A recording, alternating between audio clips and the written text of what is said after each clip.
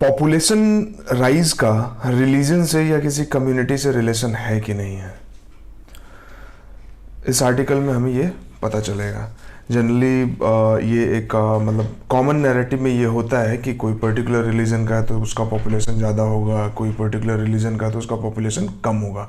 But this is not like this, and specially when you are preparing for UPSC और आपको answer लिखना है, उसमें सही केस स्टडी और सही एनालिसिस लिखना है, तो आप उस आइडिया से नहीं जा सकते हैं। रिसेंटली गवर्नमेंट ऑफ आसाम में जो newly elected government of Assam है, वहाँ 2 चाइल्ड पॉलिसी को लेके थोड़ा डिस्कशन हो रहा है कि गवर्नमेंट जॉब्स नहीं मिलेंगे अगर 2 से ज़्यादा बच्चे हुए, और जो पहले से नौकरी में है तो उनके खिलाफ अगर वो इस नॉर्म्स को वायलेट करते हैं तो डिसिप्लिनरी एक्शंस वगैरह लिया जाएगा। इसी तरह का नॉर्म्स जो है वो लोकल बॉडी इलेक्शंस में, जैसे राजस्थान में, हरियाणा में, मध्य प्रदेश में, गुजरात में है कि अगर 2 से ज़्यादा बच्चे हैं तो आप लोकल बॉडी इलेक्शंस में पार्टिसिपेट नहीं कर सकते हो, या फिर जैसे एक केस आया था कि अगर आपके घर में टॉयलेट नहीं है तो आप पंचायत चुनाव नहीं लड़ सकते हो।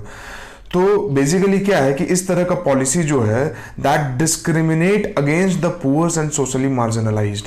आप सोच के देखिए कि बच्चे कहाँ ज़्यादा पैदा होते हैं और बच्चे किनके पास ज़्यादा होते हैं। एक नॉर्मल सा कंसेप्ट है कि more hand will earn more, more hand more work more earning, ये कंसेप्ट होता है। जितने ज़्यादा हाथ उतनी ज़्यादा कमाई और उतना ज़्यादा मतलब कि पैसा आएगा। ज़्यादा पैसा मतलब करोड़ों में नहीं, मतलब कुछ 100 रुपये, 150 रुपये, 200 रुपये, 500 रुपये ऐसे, ठीक है।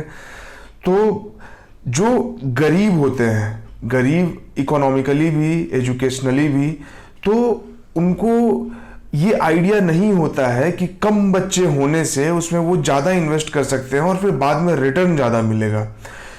उनको ये लगता है कि जितने ज़्यादा बच्चे होंगे तो सस्टेनेबिलिटी उतना ज़्यादा होगा।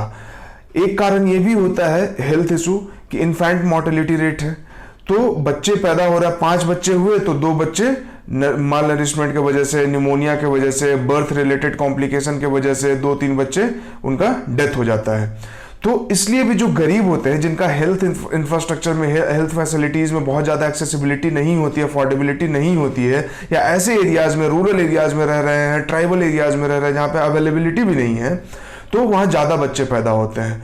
और ज़्यादा बच्चे पैदा होते हैं तो उसमें से कुछ कम सर्वाइव करते हैं, कभी कभी ज़्यादा सर्वाइव कर जाते हैं। तो हमें ये लगता है कि नहीं यार, ये जानबूझ के या डिलिबरेटली ज़्यादा बच्चे पैदा कर रही हैं, but this is not like this. अब इस तरह का पॉलिसी जो है अब फेल हो जाता है। केस स्टडी क्या है चाइना का, पहले वहां पे 1 चाइल्ड पॉलिसी था, उसको लिफ्ट किया गया, अब तो वहां पे 3 चाइल्ड पॉलिसी लेके आया गया है। क्यों? क्योंकि 1 चाइल्ड पॉलिसी के वजह से सेक्स रेशियो वहां पे बहुत ज्यादा स्क्यूड हो गया था, ठीक है। और सेक्स सेलेक्टिव अबॉर्शन हो रहा है, और सोसाइटी में जो है कि जेंडर इनइक्वालिटी बहुत ज़्यादा बढ़ रहा है। तो ये सब चीज़ें थी, अभी वहाँ पे 3 चाइल्ड को प्रमोट किया जा रहा है। तो एक तरह से 1 child policy, 2 child policy is a failed concept when we are studying the case of countries like China, where population को वहाँ भी इशू माना गया। National family and health survey and census के हिसाब से पॉपुलेशन राइज जो इंडिया का है वो मैटर ऑफ कंसर्न नहीं है, लिटरली मैटर ऑफ कंसर्न नहीं है। पॉपुलेशन तो किसी भी कम्युनिटी का एक टाइम पे राइज होता ही है। अगर आपने डेमोग्राफिक ट्रांजिशन थ्योरी अगर पढ़ा होगा पेपर 1 के लिए, तो क्या होता है कि अर्ली स्टेज में बर्थ रेट और डेथ रेट दोनों बराबर जैसा होता है। फिर क्या होता है कि बर्थ रेट तो हाई लेवल पे ही रहता है, डेथ रेट धीरे धीरे कम होने लगता है, ठीक है। एक लेवल के बाद बर्थ रेट भी कम होना शुरू हो जाता है और डेथ रेट तो कम है ही, तो पॉपुलेशन फाइनली डिक्लाइन कर जाता है। यही था डेमोग्राफिक ट्रांजिशन थ्योरी, ठीक है। ये अर्ली एक्सपेंडिंग फेज है, ये लेट एक्सपेंडिंग फेज है, और ये जब पॉपुलेशन स्टेबलाइज हो जाता है। और ये early too early expanding phase यानी फर्स्ट फेज है, जब बर्थ रेट और डेथ रेट दोनों हाई है तो पॉपुलेशन कम होता है। लेकिन जैसे ही बर्थ रेट हाई रह जाता है और ड्यू टू मेडिकल फैसिलिटीज और भी गवर्नमेंट पॉलिसीज और लोगों का जो सोशियो इकोनॉमिक पैरामीटर वो इंक्रीज होता है, तो डेथ रेट कम होने लगता है। ये जो नीचे लाइन आ रहा है ये डेथ रेट का नीचे हो गया, बर्थ रेट अभी भी हाई है, तो पॉपुलेशन क्या होगा, ओवरऑल इंक्रीज होगा। क्योंकि 10 बच्चे पैदा हुए और 4 लोगों का डेथ हो रहा है, तो ओवरऑल 6 जो है पॉपुलेशन में ऐड हो रहे हैं, तो इसलिए ओवरऑल पॉपुलेशन बढ़ता है। लेकिन एक टाइम के बाद लोगों को समझ में आ जाता है, पूरे सोसाइटी एज ए सोसाइटी को भी समझ में आ जाता है कि नहीं, सर्वाइबिलिटी का चांस ज्यादा है, मेडिकल फैसिलिटीज हैं, इंस्टीट्यूशनल डिलीवरीज हो रहा है, बच्चों को टीका लग रहा है, अच्छा खाना मिल रहा है, प्रोटीन मिल रहा है, न्यूट्रिशन मिल रहा है, तो सर्वाइवलिटी का चांस ज्यादा है। तो हम क्यों 4 बच्चों को पैदा करके और उन्हें और गरीबी में ढकेले, या उन्हें एजुकेशन व्यवस्था उनको हम ना दे पाए, पढ़ाई ठीक से ना दे पाए। उससे अच्छा है कि हम एक ही बच्चा रखें, 2 ही बच्चा रखें और उन्हें ठीक से बाकी सारी सुविधाएं दें, ताकि एज ए इंडिविजुअल और as a member of society वो बहुत अच्छे से कंट्रीब्यूट कर सके, अपने पोटेंशियल को डेवलप कर सके। ये इसके पीछे का फिलॉसफी है जो कॉन्शियसली या अनकॉन्शियसली इंडिविजुअल को भी और सोसाइटी को भी समझ में आता है। तो बर्थ रेट डिक्लाइन होना शुरू हो जाता है। तो ये देखिए आप लाइन नीचे आ रहा है बर्थ रेट वाला, और डेथ रेट तो पहले से कम था ही। तो फाइनली क्या होता है, पॉपुलेशन पीक पे जाके कम होना शुरू हो जाता है। ठीक है, अब जब पॉपुलेशन कम होना शुरू हो गया, स्टेबिलाईज हो गया, और पॉपुलेशन कम होना शुरू हो गया, कम होना शुरू हो गया मतलब स्टेबिलाईज हो गया, ग्रोथ रेट कम हो गया। ठीक है, पॉपुलेशन कम होना तो अपने आप में एक कंसर्न है। तो पॉपुलेशन का ग्रोथ रेट कम हो जाता है, पॉपुलेशन स्टेबिलाईज हो जाता है।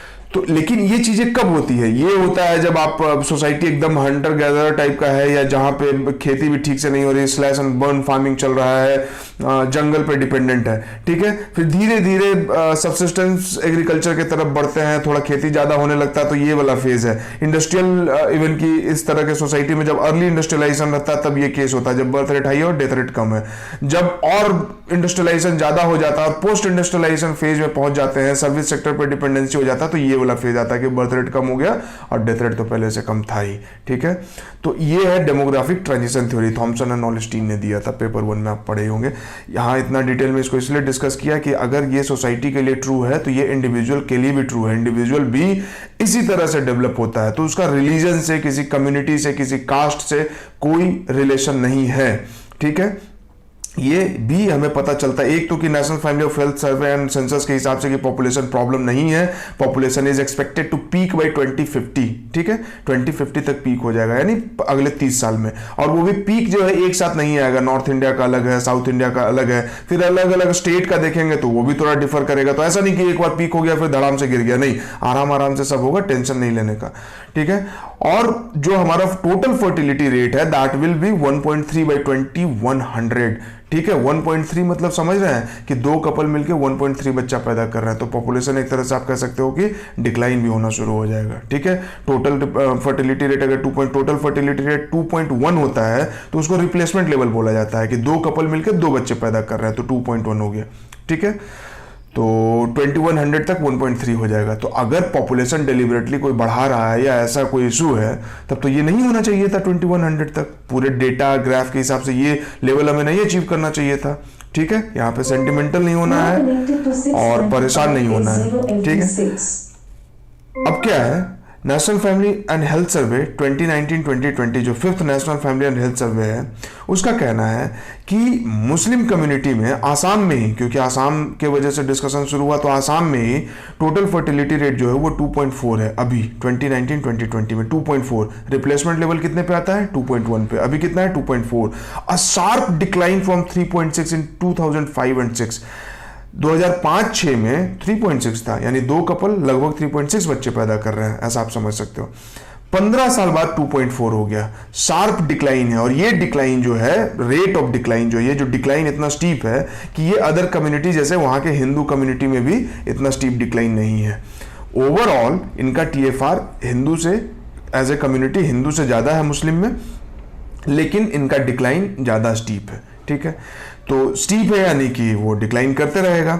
दूसरा क्या है कि क्यों ज्यादा है, अगर ज्यादा है तो उसका रीजन जो होता है वो रिलीजियस नहीं है, सोशियो इकोनॉमिक है। प्लीज, सोशियो इकोनॉमिक फैक्टर्स, क्या आप एजुकेटेड नहीं है, आपके पास हेल्थ फैसिलिटीज नहीं है, आपके पास एम्प्लॉयमेंट नहीं है। अब एम्प्लॉयमेंट नहीं होगा तो आदमी को क्या लगेगा, एक बच्चा है 100 रुपये कमा के आया, 2 बच्चा होता तो 200 कमाता है कि नहीं, तो बच्चे ज़्यादा पैदा हो जाएंगे। अगर IT सेक्टर में नौकरी कर रहा है, कोई सर्विस सेक्टर में नौकरी कर रहा है, उसे 1 लाख रुपए महीना तनख्वाह मिल रहा है, तो लगता है कि यार फिर मज़ा ही मज़ा है, तो क्यों 4 बच्चे पैदा करने, मतलब 1 लाख में तो आराम से सब कुछ हो जा रहा है।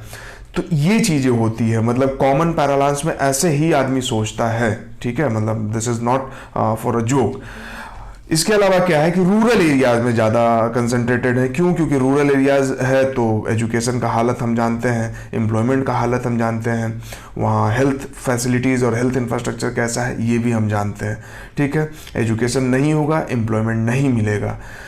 अगर इंफ्रास्ट्रक्चर पे खर्च नहीं किया जाएगा तो एजुकेशन नहीं मिलेगा। तो ये पूरा एक सोशियो इकोनॉमिक साइकिल बनता है, सोशियो इकोनॉमिक फैक्टर्स उससे जनरेट होते हैं, और वो फैक्टर जो है पॉपुलेशन को इंक्रीज या डिक्रीज करता है। अमेरिका में अगर पॉपुलेशन कम है एज कंपेयर टू इंडिया या यूरोप में, यूरोपियन कंट्रीज में, तो ऐसा नहीं कि वो यूरोप है इसलिए कम है, ऐसा नहीं कि वो अमेरिका है इसलिए कम है, इसलिए कम है क्योंकि they are industrialise and post industrialise societies. तो वहां पे सोशियो इकोनॉमिक कंडीशंस हमसे ज्यादा बेटर हैं, ठीक है। ह्यूमन डेवलपमेंट इंडेक्स आप देख लो, या बाकी कोई भी इंडेक्स जिसमें सोशियो इकोनॉमिक पैरामीटर्स को देखा जाता है, सस्टेनेबल डेवलपमेंट गोल्स को आप देखो, तो आपको दिखेगा कि जहां पॉपुलेशन कम है वो उस तरह के नेशंस, कंट्रीज पिछले 40, 50, 60, 70 सालों में उन्होंने उस सेक्टर्स पे काम हुआ है।